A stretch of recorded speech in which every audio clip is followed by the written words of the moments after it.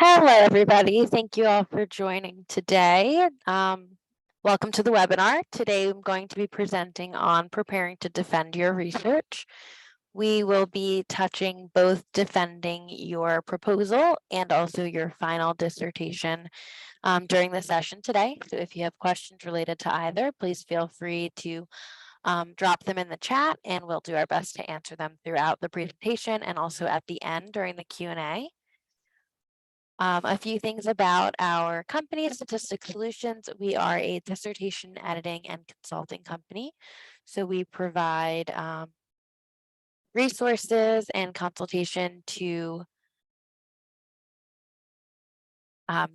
students in their PhD programs, all the way from topic development through to the data analysis, data collection, and then the final defense. So if you have questions related to our services, again, feel free to drop them in the chat. We also have Sierra on the call helping on the back end today. So she's posted some links in the chat that may be helpful. On our website, we have a number of free resources for students, whether that is webinars like this one today, slide decks, blog posts about different topics in the dissertation. So those are a few resources that we have available to you. And we also offer a free consultation. So if you feel like you need some more one-on-one help, we do have a 30-minute consultation where you can talk to us about your research, and we can identify different ways or different areas that you need assistance with, whether that is in writing your data collection plan or analyzing your data or, conceptualizing that discussion chapter, whatever it is, we are here to help. So again, for today, we're going to be going over the proposal or the final defense. So I'll go ahead and get started.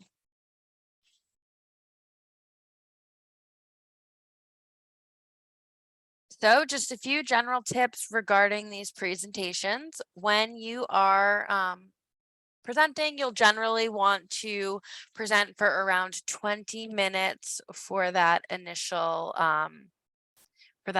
proposal phase, and then leave about 20 to 30 minutes open for question and discussion with your committee members. We always recommend to include on your slides less words, so maybe make your slides more visual or more direct in nature, and then have some presenter notes available to you where you're going to expand on the ideas on your slides. So you don't want it to be an exact script on the slides, but instead really just those highlights or reference points that you're going to expand on through the discussion and through what you're saying. So again, you're not reading verbatim, you're really going to develop those points out and build upon the slides. So the slide should be a reference point, but they shouldn't be the only information that you're sharing in your presentation. So to do that, you can use some bullets and some key terms to really highlight what you're going to be talking about on the slides. And again, just use those as that main guide to keep the discussion flowing, but you kind of want to make sure that you're not speaking in a way that is so scripted for these types of presentations. You really do want to show your knowledge and kind of speak into the topics, not just around them. Generally, you might start off your presentation by thanking your committee members or your reviewers by name. This is something you can also do at the end, but just something to be aware of. It is a typical slide in the presentation where you'll just take a moment to acknowledge those who have helped you get through this process and, kind of survive the PhD program up to this point. Once you do that, the structure of your presentation will flow the same way that your paper does. So if you're in the proposal phase, you're going to be talking about chapters 1 through 3. Those are the standard numbers, but every school differs. So always make sure to check back with your school that you're including exactly what they're looking for. But generally, that's going to be the introduction, the literature search, and the methodology. Then, if you are in the defense phase, at that point, you will be talking about all of the chapters. So you won't just stop at the methodology, you will go through to talk about the results and the discussion. So regardless of whether you are in the proposal or the defense, in your introduction, you will want to introduce the topic. You will want to also summarize any of the major research that has been done around that topic. So the good thing about these presentations is typically you would have done a lot of this research or have written up your proposal or your final dissertation by now. So this is all information that should be readily available to you. So you can pull in those high points in the literature and reference them here on this introduction slide to really build the foundation for the topic of your study and start to give the listeners an idea of what the gaps in the literature are so that they can understand why it's important that you take on this study. In doing that, you will also talk about the research that has already been done and use that as kind of the building block for what is missing and where your study fits. After that, you will go into the problem statement for your study. So you've already established the topic of your research, you've established kind of the gaps in that literature, and now here you're going to talk about the problem that you're going to be addressing. So what is it that your study is going to contribute to? How is your study helping a particular problem? Here, you're just going to identify exactly what that problem is. You can group this slide with the previous slide, or you can make it its own slide if there are multiple points that you want to get across. But here, you'll just go ahead and take that problem from your paper and transpose it verbatim onto the slide. Next, you'll do your purpose statement, and that will be done the same. So one thing you want to be conscious of is making sure that you are maintaining consistency across the documents that you've submitted and your PowerPoint, just to make sure that there's no ambiguity or uncertainty around the work that you're doing.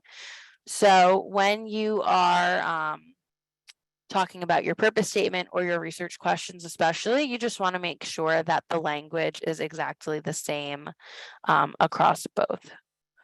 So here you can really just copy and paste that purpose statement from your paper onto the slide, and then you might, in your discussion of the purpose statement, talk about the literature a little bit more and explain how you came to this purpose statement and what you did to develop this statement here.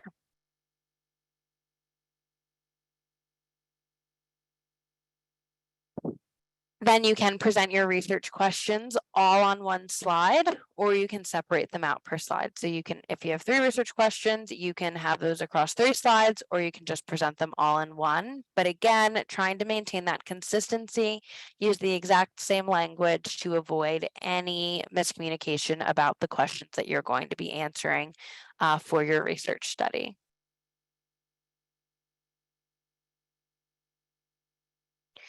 Then, if you are conducting a study that is quantitative, you will also want to include the hypotheses for your study. Here, these can generally be included all on one slide, and a typical way to write them is by writing both the alternative and the null hypothesis for the study. When you speak about these, you will want to talk about how you developed these hypotheses, and then eventually we will go into how you intend on testing them. But here it's really just talking about the development of the hypotheses and what informed your decision to choose your null hypothesis.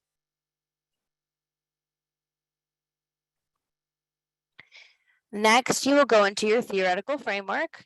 Now, it's important to note here that not every study is going to have a theoretical framework. So if you are doing a grounded theory study, you probably won't have a theoretical underpinning to begin that study because you'll be developing your own theory. So this slide is one that you may be able to leave out. But for most studies, you will have one. So here you will want to name the theory. You will want to talk about what the theory has been used for in the past. So what types of studies have they been used for? What was this theory developed for? Maybe what areas of research has it been primarily used in? And then you'll also want to talk about the interaction between this theory and your study. So why does it make sense for you to use this theory, and really just justify your selection here and provide some rationale for why this theory makes sense for the type of study that you are doing.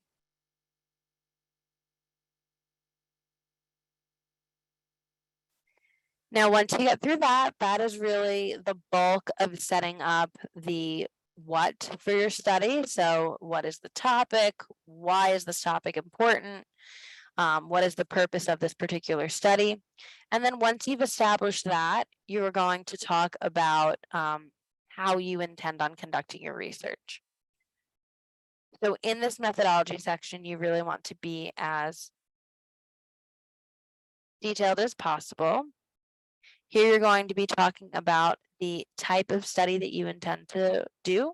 So whether that is quantitative, qualitative, or mixed methods, you want to identify that research tradition and then provide the justification for it. So why or what features of a quantitative, qualitative, or mixed method study align with the problem, purpose, and research questions for your study? That is going to be the rationale. So ensuring that you are selecting the proper method. So for example, if you have a study where you want to test a hypothesis, then you would say, a quantitative study makes sense for my particular research because I will be testing these hypotheses, and that is not something that's done in a qualitative study. Or maybe you are doing a study that is looking at the lived experiences of a particular group of people. If that's the case, phenomenology is a good research design for that type of study. So you might say, I've selected a qualitative research method and a phenomenological research design to understand the lived experiences of this population. So when you get to this slide, really just think of kind of a bottom-up approach. So thinking through that problem, purpose, and research questions to understand what research design is most appropriate to apply. And that is what you will talk about here in this slide. So what did you select for your research design? Why did you select it? And what are the particular features of that design that make sense? So you'll do that for both the method and the design. So I gave phenomenology as an example of a qualitative design. If you're doing a quantitative research study, you may be doing like a correlational study. So here's where you'll expand on why a correlational study makes sense for this particular research. And that may be something like I'm looking at the relationship between two variables. So really just thinking through the why for your selection and explaining it here. Something else you might do in this slide to really demonstrate your knowledge and your rationale for your selection is talk about some research designs that you considered but didn't go with. So if you selected to do a qualitative study and maybe it's phenomenology, you might say, while I selected phenomenology, I did also consider grounded theory or a case study for this research, and then provide some reasons why you didn't go with those other research designs. That's going to show the reader that you've thought through all of these possibilities and you really understand and have really connected the purpose of the type of method or design you're using with your particular study. So those are some things that you might want to have in your back pocket, particularly if they ask questions about your selection. So if somebody says, oh, why didn't you do a correlational design? It may be good to have a few points in your toolbox for why you didn't. So just kind of prepare those facts or prepare those responses in the event that you do get some questions on this here. Next, you are going to talk about your population and sample. So here it's important to make sure you understand the distinction between the two. So the population is going to be that large group that you are wanting to make inferences about.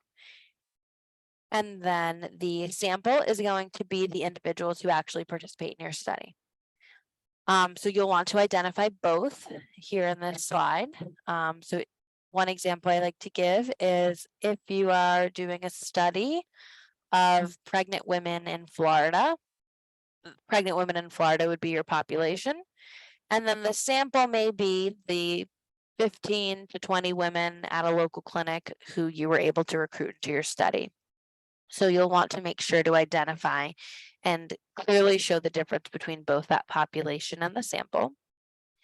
Here, you will also want to talk about your sample size.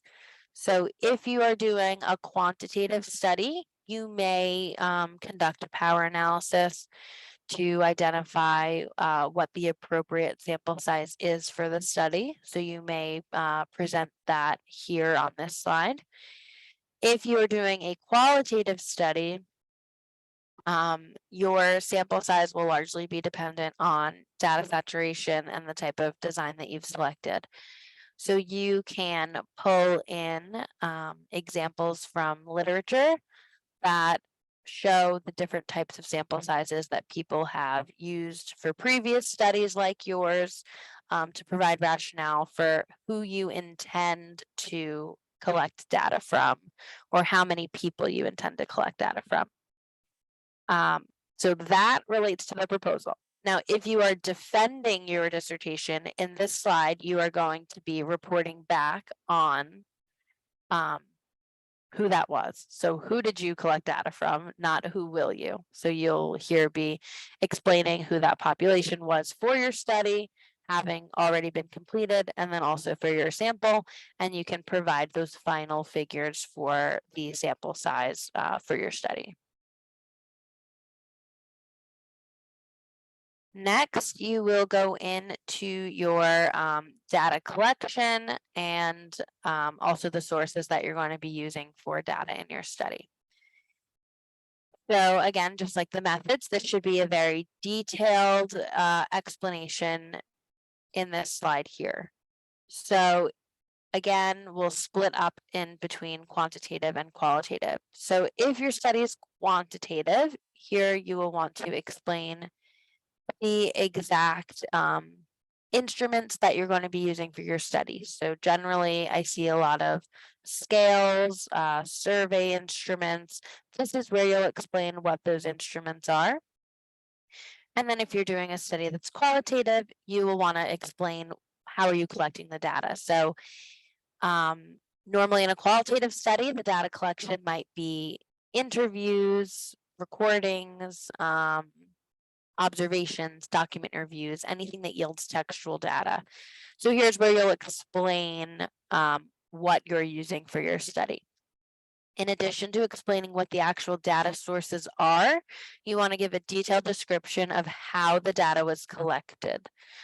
So I recommend going or reporting back all the way from recruitment to when your data is ready to be analyzed. So if you're in the proposal phase, this is going to be maybe a little bit abstract, like you haven't done it yet, you're kind of exploring ways to collect the data. So you may say, you know, I intend to distribute a flyer at, we'll go with my example of pregnant women in Florida. So I intend to distribute a flyer at a local clinic in Florida. And when people see the flyer, they will have my contact information and be able to be engaged with the study. And, you know, you want to really break it down to what that communication back and forth is to get them enrolled. So it might be that they see the flyer, they contact you, you call them and phone screen them. So, you know, I think as researchers, it's really easy to kind of gloss past some of those smaller interactions, but here you really do want to explain and build out what that process looks like. How exactly are they getting engaged with the study? Where are you recruiting them from? How are you confirming that they are the correct people who should be in the study? So if you have a particular type of person or their particular characteristics that someone needs to have in order to be in your study, you'll want to make sure that you're talking about how you're verifying that inclusion criteria as well. And that goes for both the qualitative and the quantitative. If you are defending your research at this point, then you are just going to be reporting back what you did. Since you would have already proposed your study, you may want to talk about any areas that you deviated from your original proposal. So for example, if you had intended to do in-person recruitment, but maybe due to the pandemic, you had to switch gears and rely on virtual recruitment or virtual data collection.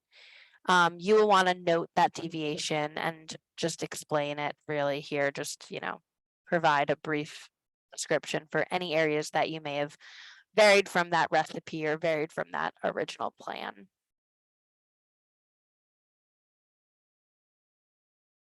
Next, you'll talk about data analysis. So in doing that, you want to talk about any data cleaning procedures that you needed to do to get your data ready to be analyzed, any assumptions testing that you did to ensure that you could conduct the statistical analyses that you planned on, and then the actual main outcome analyses that you did.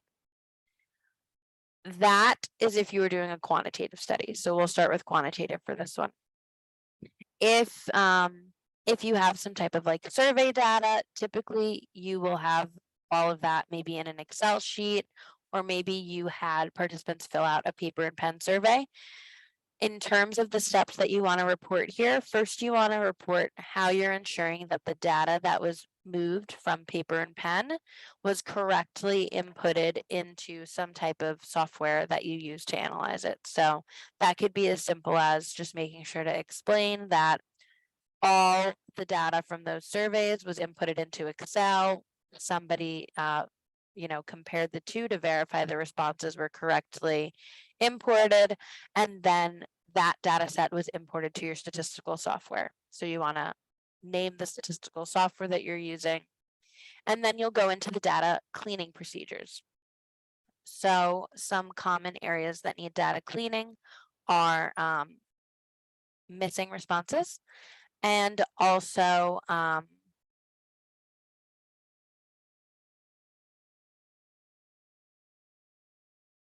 missing responses, and also any composite scores or any recoding that needs to be done. So here you'll want to describe the procedure that you used for any of those things. So for example, if you had missing responses, did you exclude participants who didn't respond to questions?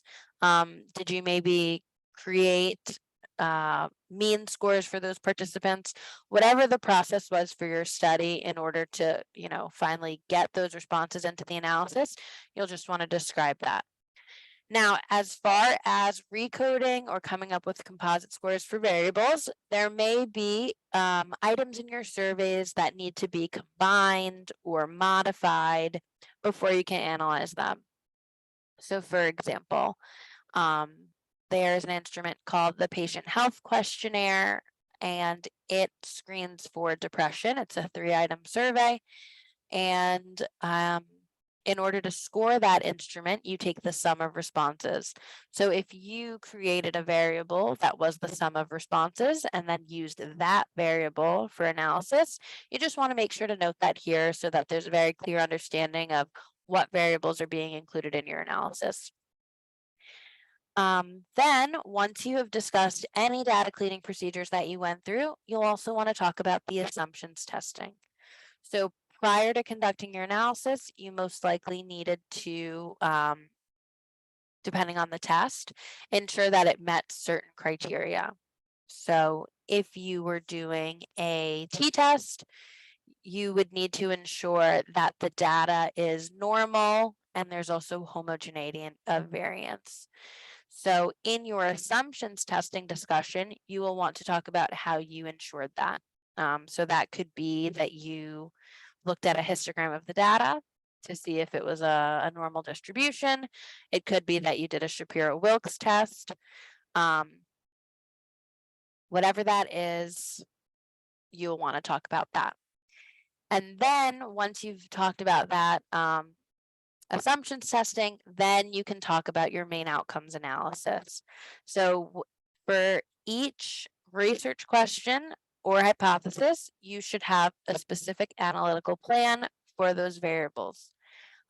Every single variable in both the research questions and the hypotheses needs to be tested. So you'll just want to make sure that you have all of those cleanly laid out.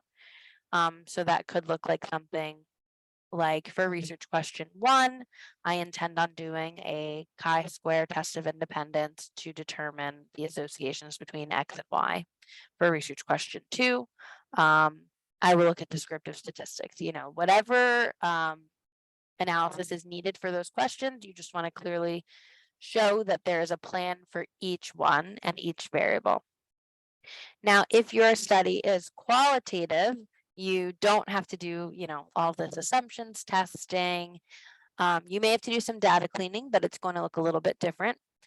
In a qualitative study, here you'll want to talk about, and actually I should mention in the slide before in the data collection, you also want to mention in the qualitative, like how you're getting that textual data down on paper. So, you audio recorded it, you transcribed it, and then here in the data analysis, you're going to talk about the software, if you're using software, that you use to analyze it. So in qualitative studies, you could either do it by hand, like paper and pen, use highlighters to read through your data, or you could use a software like InVivo or Deduce, Atlas TI.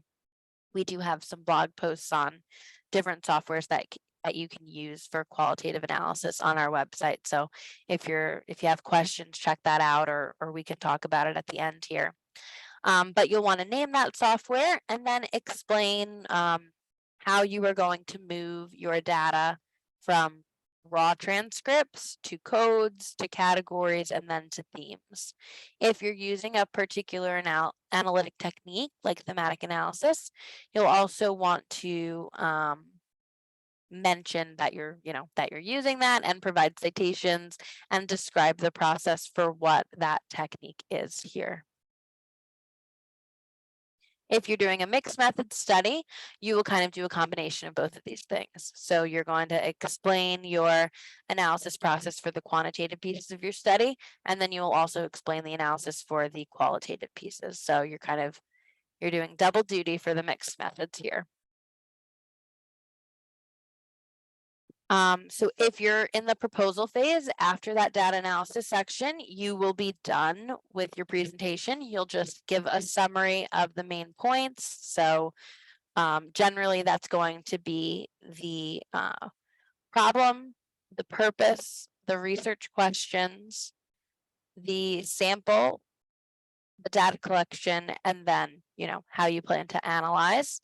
So you want to just provide those main points here, and then you might follow up with your closing and thank you to your reviewers if you chose to do it at the end instead of the beginning. So that is the extent to the proposal. This is where you would open it up to questions. If you are in the final defense phase, I'll continue talking about what is left after the analysis. So we'll go on to that now. But if you are in the proposal, this is where your presentation would end. So if you are in the final defense phase, after you talk about your data analysis, you'll just follow the flow of your dissertation. So you will go on to talk about the results of your study. So here, if you are doing a quantitative study, you may want to structure this by research question or hypothesis. So you might start out with research question 1 and explain what the result was for that, research question 2, and so on. You may split that up by slides. If you're doing a qualitative study, you may want to present this by theme. So rather than explaining your results under each research question, you may just want to name and describe the themes that were generated from your analysis and provide illustrative quotes to support those themes to give your listeners an understanding of what participants were saying and how you really moved those codes into themes and what was developed from that. After you describe the actual results, you will go into your interpretation and the discussion around those findings. So in the results section, it should be a pretty plain, straightforward, here is what we found description. And then you'll want to save any of your feelings, thoughts, interpretation around those findings for the discussion. So these slides here, or these next few slides. You may start out with your interpretation of the findings. So a main focus of this discussion chapter is to relate your findings to the general field of literature and explain where your findings support, do not support, partially support, or bring in a novel finding into the literature. So if there are studies that you found studies that found completely opposite findings from what you found, you might say something here like, the findings are inconclusive, and highlight where they are inconclusive. But generally, that's what you're going to do here. If there are novel findings, that's great. That's really cool. You may also want to talk about the novel findings that you found in this section. And then if it's applicable, so if you do have a theoretical framework that's guiding your study, here's where you may also talk about the interaction of your theoretical framework in these findings. I'm going to do this slide before the limitations. So in addition to talking about your interpretation of the findings, you will also want to talk about the recommendations for practice. So we had a general population, right, that you were wanting to make an inference about. So in my example, we did pregnant women in Florida. It could be that your study is about a particular profession. So maybe you're doing teachers in Florida or something like that. Here is where you want to talk about how does the study help, or how does the study contribute to that population that you wanted to study or that you did study.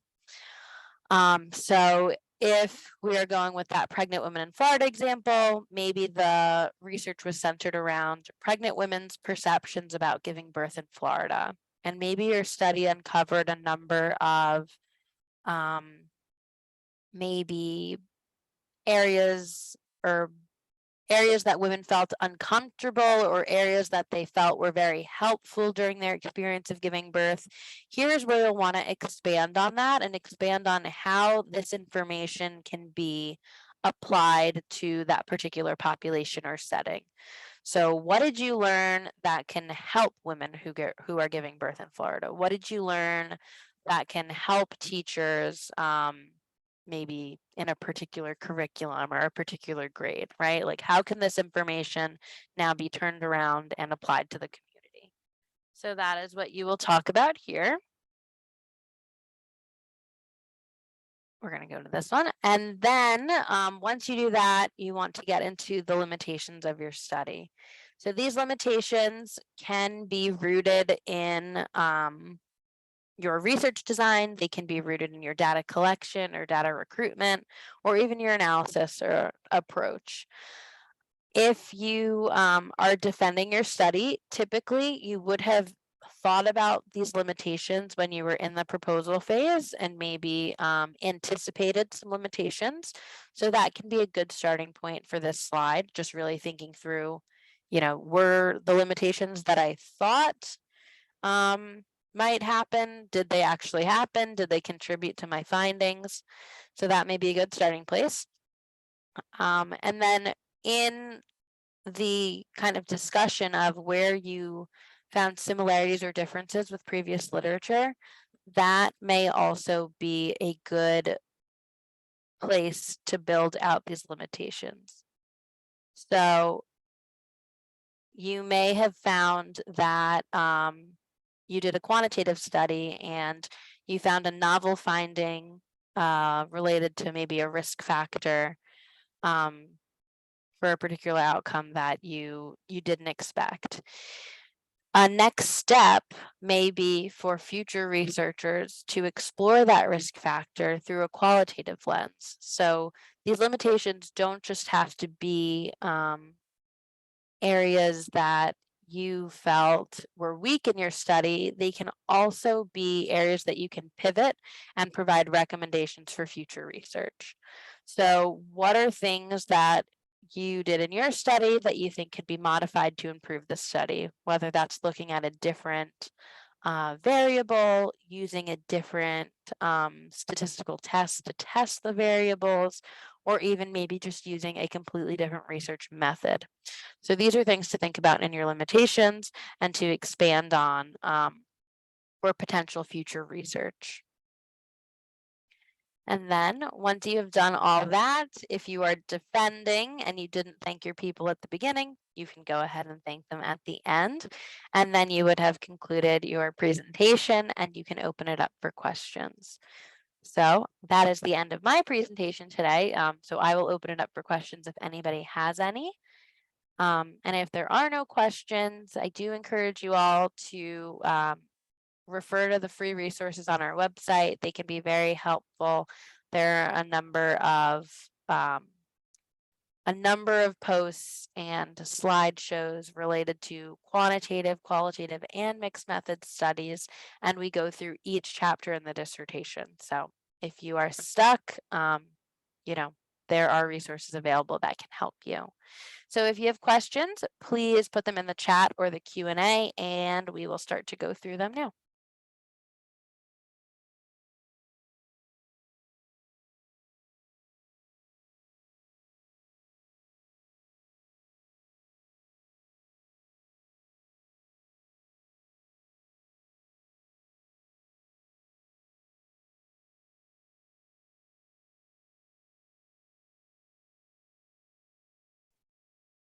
Okay, let's see what we've got for questions.